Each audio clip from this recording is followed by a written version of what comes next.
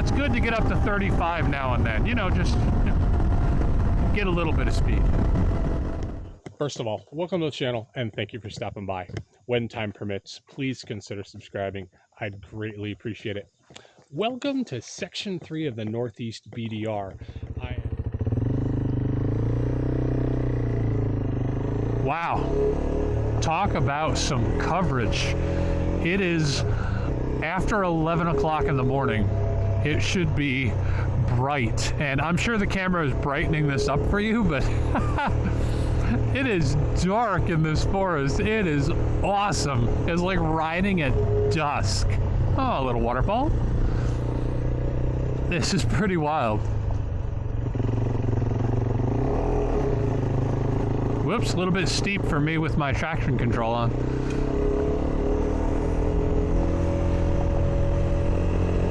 This is a beautiful forest.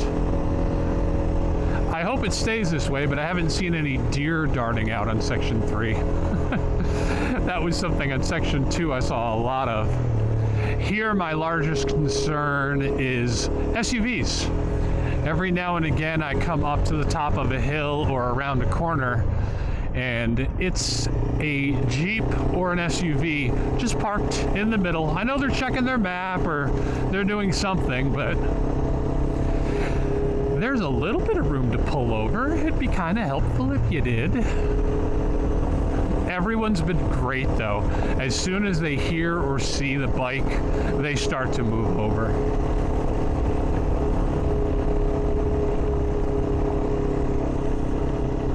Oh, back into the residential area. That's something that's pretty wild here. We're actually in Connecticut. Section 3 goes from New York to Connecticut to Massachusetts and then on to Vermont. And one thing that struck me as interesting is in Connecticut, you'll have $1 million home on a dirt or gravel road. It's like, wow. In New York, if you are in a neighborhood where you can have $1 million+ homes, they pave it for you.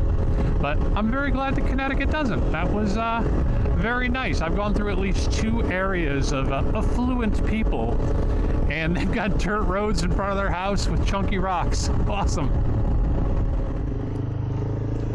So I came into another deeper part of the forest. It said Bear Mountain, and it got a bit chunky.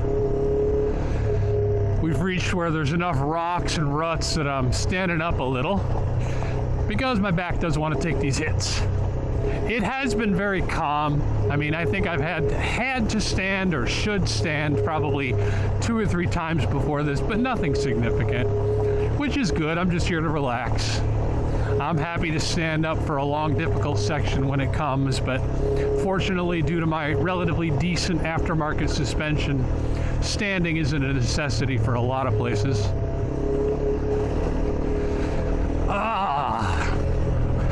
I still have managed to miss whatever gas stations are along the way.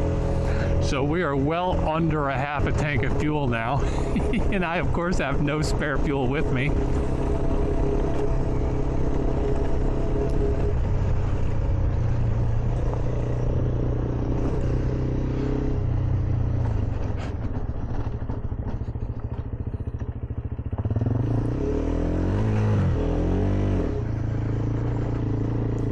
Ah, look at that traction control. I gotta remember to turn that thing off.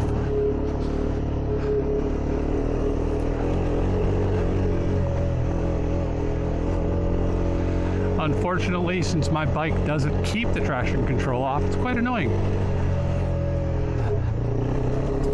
Definitely an oversight on KTM's part. First person I've seen on a motorcycle that wasn't a street bike today. As usual, there are tons of cutoffs that I imagine on a dual sport like his are amazing fun. Another thing I wanted to comment on is I always comment how much I like the coverage. I think I mentioned earlier how darn dark the coverage was. Let me tell you, I have not had the sun shine on me for for any length of time today. This is the best coverage. This has been awesome. Absolutely awesome.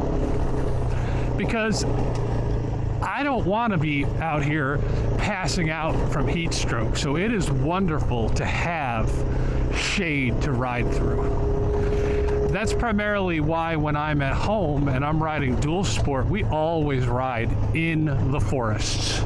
There's plenty of riding that is not in the Grafton or Pittsfield or Pittstown forest, but honestly, I have no interest in that. Give me coverage. Heck, if it starts raining, it's better to be in a place like this too, but just wonderful. If it is a hot period of time, no anti-lock brakes, I missed my turn.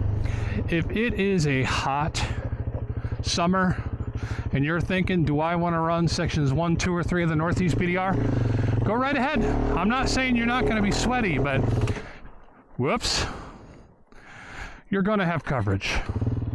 Yeah, maybe I should have actually shifted down for that turn. Ah, well. That is one of the problems of talking to you kind folks while riding.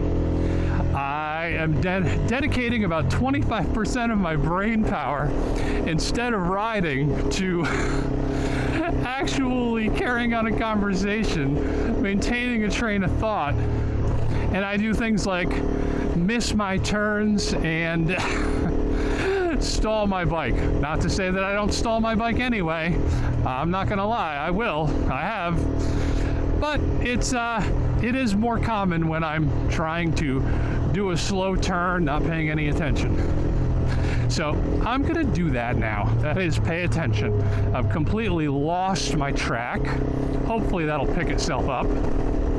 I know I'm supposed to be on this part of the road, so I'm good for a little while. But once I see a turn off, I better stop and check Gaia.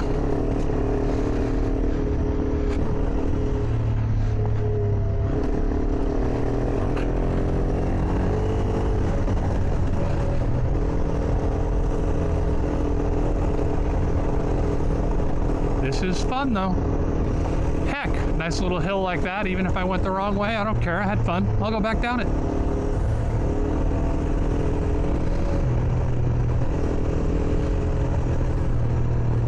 This is how I like to spend my weekends. Give me a forest and a motorcycle.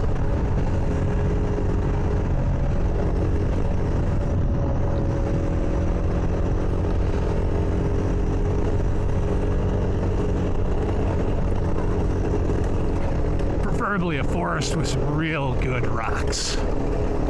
I'll take mud if I have to, but rocks are my favorite.